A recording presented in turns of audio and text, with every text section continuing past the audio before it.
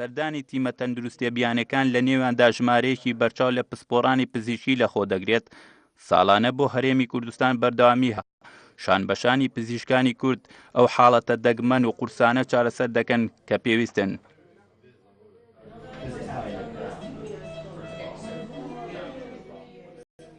دکتۆر کیرمیل پسپۆڕ و پزیشکی ئەمریکی لە نمونەی ئەو پزیشکانەیە کە ماوەی هەفتەیەکە خۆبەخشانە لە سلێمانی دەنێتەوە و دەوێت بەشێک بێت لە چارەسەر بۆ گەڕانەوەی هیوا بۆ منداڵانی نەخۆشی دڵ.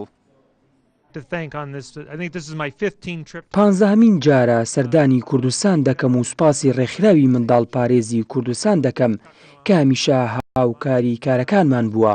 هەفتەی پێشووش لە شاری دهۆک بووین بەدەر لەوەی کە پسپۆڕیەکانی نەخۆشی قەستەری دڵمان هێناوە تیمێکی نەشتەرگەریشمان هێناوەتە کوردستان.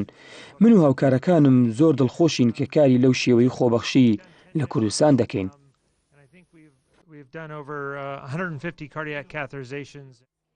هەر نەخۆشیێکی دڵ نەشتەرگەری بۆ ئەنجام دەدرێت لە کەرتی تایبەتدا 7 بۆ 10,000 دۆلار تێچۆکەیەتی، بەڵام لە کەرتی گشتیدا کە حکوومەت دەستەبەری دەکات خەرجی کەمتر دەخاتە سەر ئەستۆی خێزانەکان و ناوبەناوش تیمی خۆبەخشی لەم شێوە دێنە کوردستان.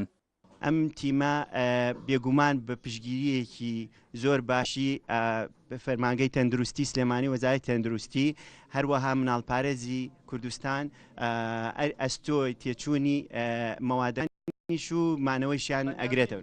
بەنسبەت ئاماری مناڵانەوە کە چەندێکمان هەیە بێگومان زۆرە، ئەتوان بڵم لە سلێمانی نزیکی 2000 بۆ 2500 مناڵ هەیە، بەڵام بەپێی ئەولەویەت کە بۆ نەشتەرگەری یاخود مؤهل بێ بۆ ئەوی کە لێرە نەشتەرگەری بۆ بکرێ، ئەم تیمەکە ساڵانەیەت مقابلەی مناڵەکانەکە مناڵەکان ئەبینێ جۆری مناڵەکە و جۆری نەشتەرگەریەکە و توانای مناڵەکە بۆ نەشتەرگەریەکە هەڵیانە بژێرێت.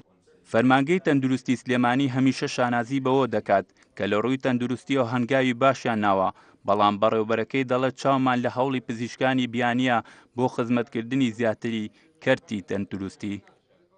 هەتا ئەم لەحزەیەش ئێمە لە مناڵ تۆزە کێشەمان هەیە، هەندێک کەیساتی قورس هەیە کە دکتۆرەکانی خۆمان ڕەنگە بەو دەرەجەیە خیبرێکی ئەو دەرەجەیان نەبێ. ئەمەش وەکو هاوکاریەک وایە کە لەگەڵ ڕێکخراوی مناڵ پارێز ئەم تیمە ئەمە ساڵانە 3 جار ئەتوانی بڵێ 2 جار بۆ 3 جار سەردانی شاری سلێمانی دەکەن و مناڵەکانیان بۆ حازر کراوە بۆ ئەوەی مناڵانەی کە پێویستیان پێیەتی چارەسەر بکرێن ئەوەی کە لێرە ناکرێت.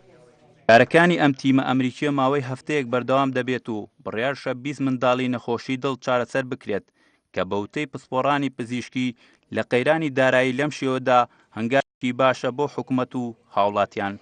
شاخەوان عەبدوڵڵا، بادینان سات، سلێمانی.